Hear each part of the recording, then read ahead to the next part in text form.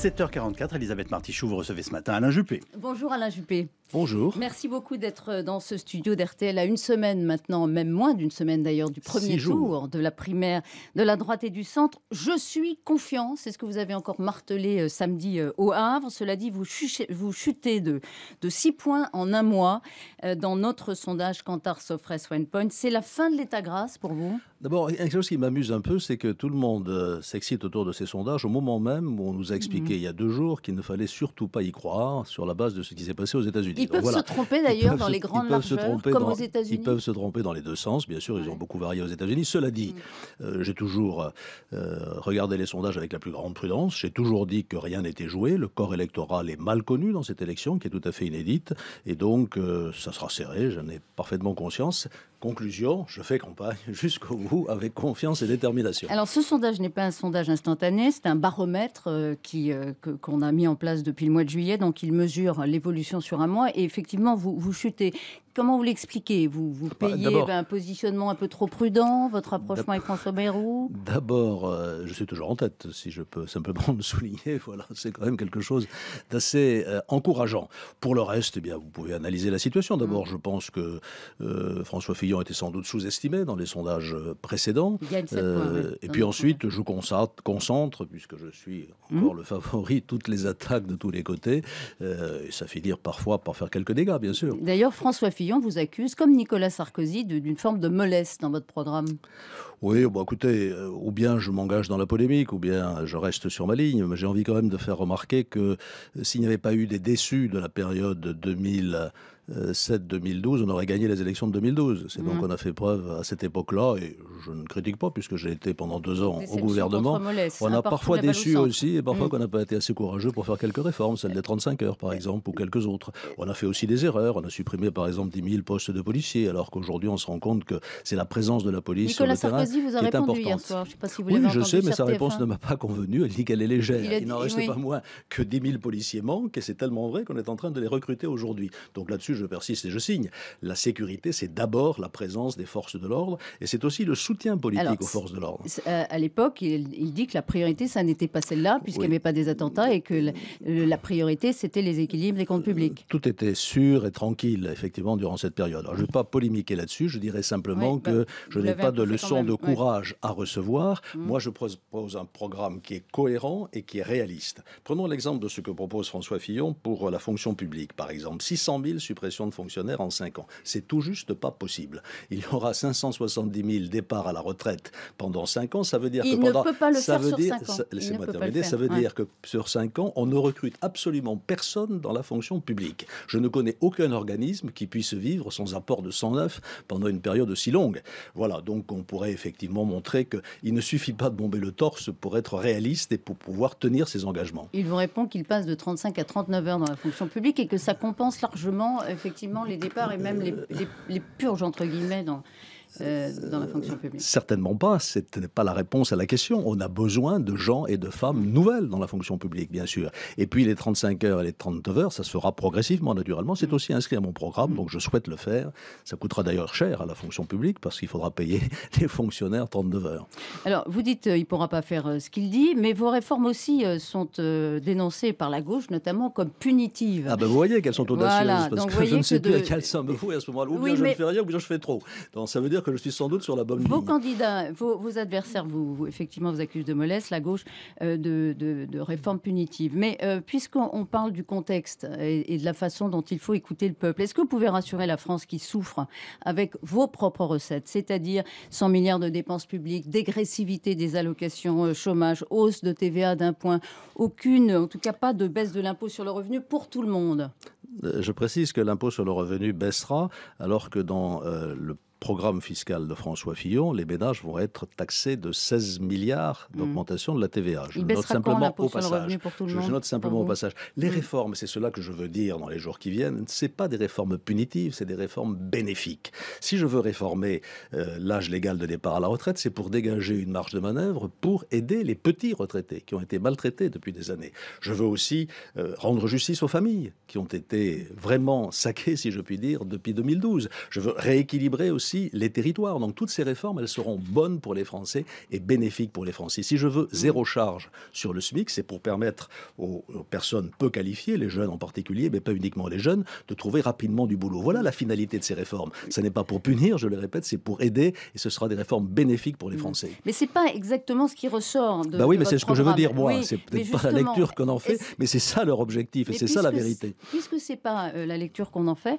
Enfin, que vous en faites, pardon, mais il y a beaucoup de gens qui en font une lecture différente. La preuve que si c'était aussi pénitif, je ne serais peut-être pas en tête des sondages pour revenir à ce qui nous obsède aujourd'hui. Mais c'est vrai que quand on voit ce qui s'est passé avec le Brexit, quand on voit ce qui s'est passé avec l'élection de Donald Trump, il y a dans ces victoires, vous le savez, une prime à la caricature, une prime au discours fort, au discours ça, c'est pas populiste. ça qui va me faire changer, alors, parce que moi, je ne vais pas me caricaturer. Je suis pas milliardaire, donc je peux pas annoncer que je renoncerai à mon indemnité de président de la République. Voyons, redevenons sérieux. L'Amérique, c'est l'Amérique, la France, c'est la France, et je ne vais pas me laisser entraîner sur ce terrain de la démagogie, naturellement. Donc la démagogie. Quand Nicolas Sarkozy dit, il ne dit pas que l'élection de Donald Trump est une bonne nouvelle, mais il dit qu'il faut en tenir compte et écouter le peuple. Ça, c'est de la démagogie. Écoutez, ça fait à peu près 2 ans que j'ai sillonné 75 départements français. Qu'est-ce que j'ai fait dans ces départements? J'y suis resté en général 2 jours et j'ai écouté les Françaises et les Français. J'ai été dans des exploitations agricoles, j'ai été dans des usines, j'ai été voir des associations, j'ai été dans les quartiers nord de Marseille, où Nicolas Sarkozy n'est pas allé d'ailleurs quand il est allé à Marseille.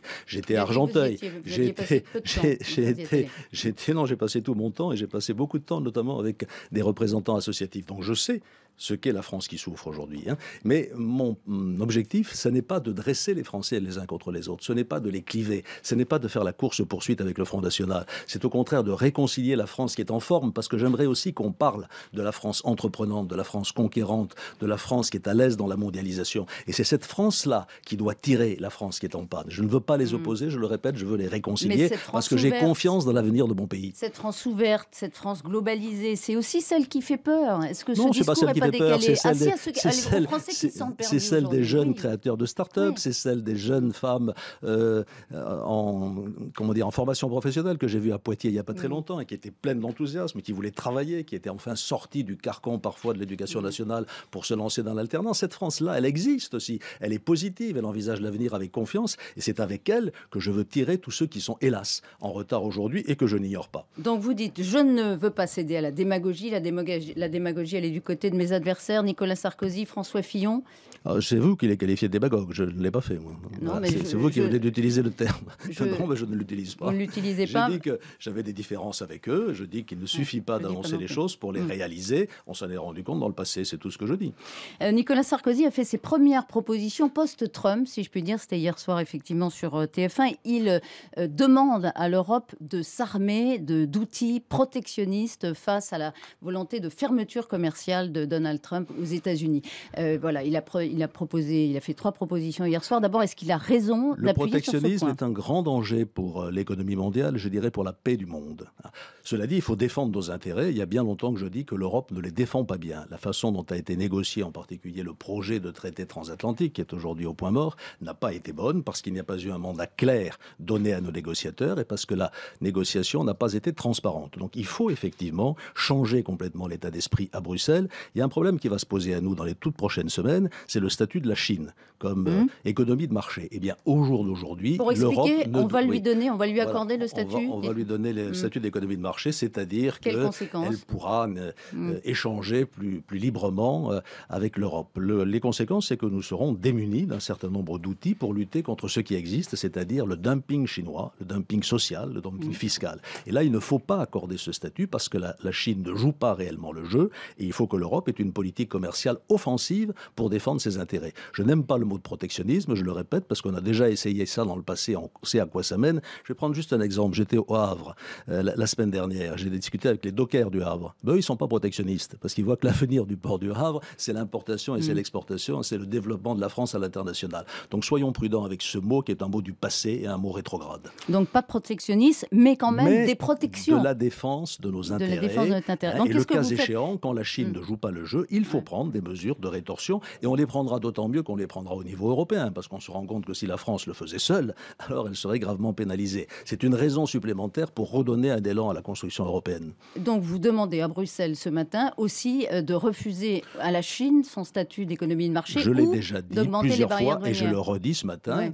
de prendre des mesures de rétorsion lorsqu'il y a des cas caractérisés de tricherie et de dumping. D'ailleurs, c'est fait, on le fait à plusieurs reprises. Il faut être très ferme sur cette défense de nos intérêts. Je crois que trop souvent, effectivement, nous avons été naïfs en matière de concurrence internationale. Donc des sanctions, des protections, de façon effectivement à nous montrer des mesures anti-dumping, c'est comme ça que ça s'appelle. Des mesures anti-dumping, mais pas de protectionnisme, c'est un mot que vous ne voulez pas. Parce qu'il nous entraîne dans un schéma qui est exactement celui du Front National, d'ailleurs, du repliement de la France sur elle-même. Et je pense que c'est très dangereux, non seulement pour des raisons économiques, même pour des raisons politiques. Protectionnisme plus nationalisme. Et on entend à nouveau murmurer ici ou là le mot de guerre, guerre froide, guerre des civilisations, guerre de religion. Moi, je veux que la France soit forte pour défendre ses intérêts, mais aussi qu'elle soit messagère de paix et de concorde sur la scène internationale.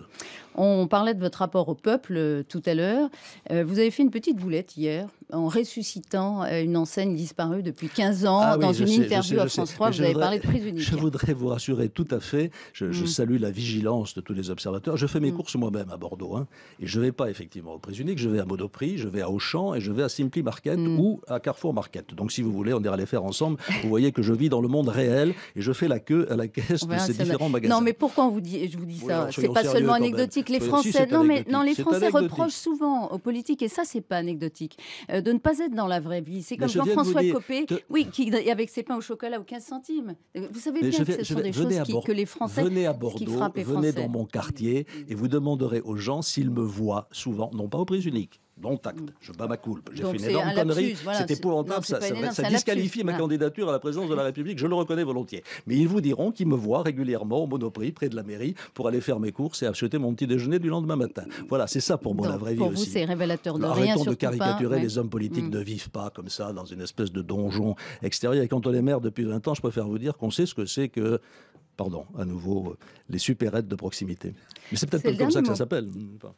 C'est le dernier mot de cette interview. Merci beaucoup Alain Juppé d'avoir été notre invité ce matin dans ce studio de RTL. Sur les sondages, je pense que François Fillon était sous-estimé et qu'en tant que favori, je concentre les attaques, vient de nous dire Alain Juppé, qui estime impossible par ailleurs la suppression de 600 000 fonctionnaires annoncée par le même François Fillon. Et quant à l'élection du nouveau président des États-Unis, Alain Juppé vient de déclarer que le protectionnisme était un grand danger pour l'économie mondiale et même pour la paix. Merci à tous les deux. On retrouve bien entendu cet entretien sur le site rtl.fr et je vous rappelle que demain, Nicolas Sarkozy sera dans ce studio et mercredi, il s'agira de François Fillon.